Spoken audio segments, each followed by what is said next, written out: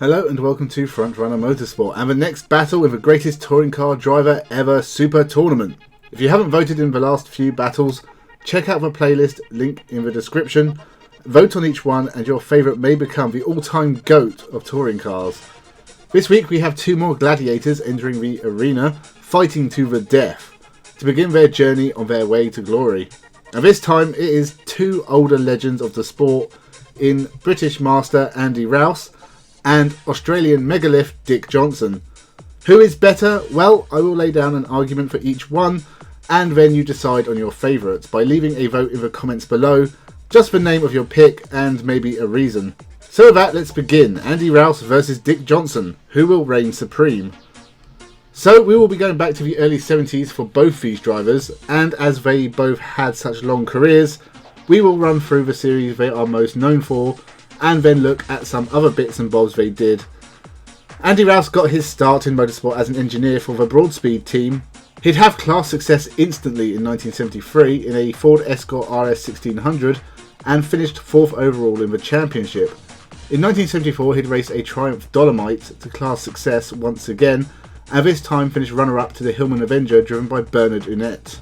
In 1975 he would have his first championship success, taking the Triumph Dolomite to the crown despite equalling Win Percy on points.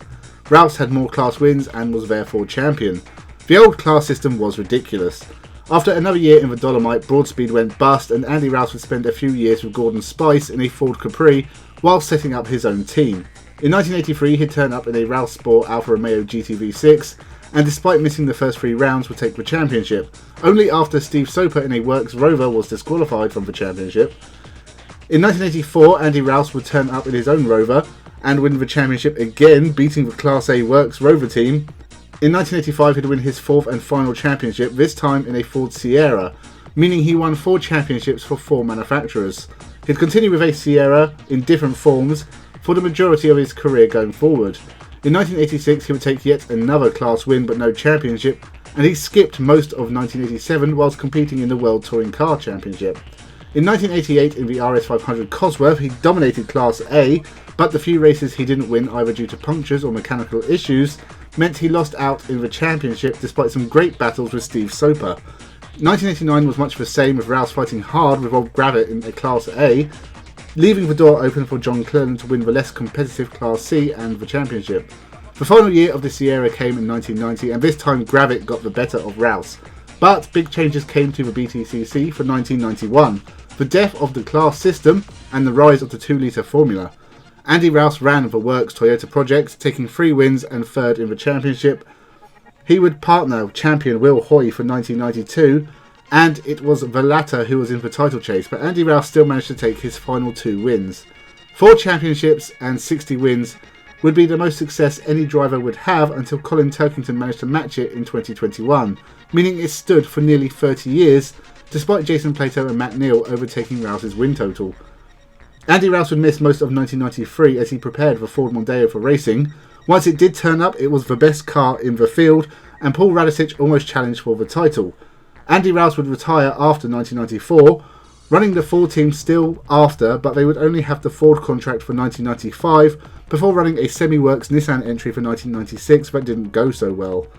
Outside of the BTCC, Andy Rouse raced in a variety of series but never full-time. He has won his class at Le Mans in a Porsche in 1981, raced at Bathurst, finishing 4th with Peter Brock in 1990, raced in the 1987 World Touring Car Championship, only finishing 25th overall, but he got a couple of 5th place finishes amongst top talent with top teams. He'd also win the 2003 Brit Car Championship with his son Julian, a director with Arden International, in a Mercedes 190 DTM. Andy Rouse's success as one of the most successful drivers in touring cars speaks for itself, but also his talents as an engineer make him stand out as well as his long-standing records. Dick Johnson can be thought of on the same terms, not just for his success as a driver, but also his team Dick Johnson Racing, and all they have achieved. And like Andy Rouse, Dick Johnson's career goes back to the 70s. Ignoring the fact that his name is basically Penis, Dick Johnson made his first appearances in Australian touring cars back in 1970 in a Holden Torana. He didn't take part in the series full-time until 1981, when he would win his first championship in a Ford Falcon, in an epic season-long battle that came down to the last race. Dick Johnson would beat Brock and claim the crown. He'd take 4 wins and retained the title in 1982. He didn't win a race in 1983, but won back the title in 1984, his final win in the old Ford Falcon. Changing to the Mustang in 1985, he would finish second to Jim Richards. 1986 was a bit of a struggle once again, only managing 6th in the championship before moving to the dominant Ford Sierra Cosworth. Racing in the World Touring Cars in 1987 and finishing 6th again in the Australian Series. In 1988, Dick Johnson would win 6 out of 9 races and take his 4th championship, retaining the championship in 1989. 2 wins in 1990 led to 3rd in the championship, and Dick Johnson in the Sierra began to slide, finishing 9th in 1991 and 8th in 1992, taking no wins along the way either. He'd switch to the new Ford Falcon for 1993 and take 2 wins, but would still only manage a 5th in the championship, and at this point he pretty much never reached the highs of his early career ever again. 8th in 1994, 7th in 1995, 10th in 1996, 7th in 1997, 10th in 1998. He went into his final full year of 1999, having not won a race since 1995, and sadly that again would be the case after 1999 finished. Only 10th in the standings again, and going out as one of the all-time leading drivers in the series, with 5 championship wins. He raced his final race in 2000 in front of his local fans at the Queensland 500 and moved to team management, with Dick Johnson Racing taking drivers and teams championship wins and still going strong in 2021. Outside of Australia, Dick Johnson got a chance to race in NASCAR in America thanks to sponsor Palmer Tube Mills, and of course racing a Ford. Outside of a few World and European touring car drives and other Australian series, Dick Johnson was mostly focused on the Australian touring cars, but also 3 Bathurst 1000 victories to go alongside his 5 championships. It was a pretty good career. So there are the arguments to 2 godfathers of touring car racing. Leave your vote down below. Will it be Andy Rouse or Dick Johnson? You decide.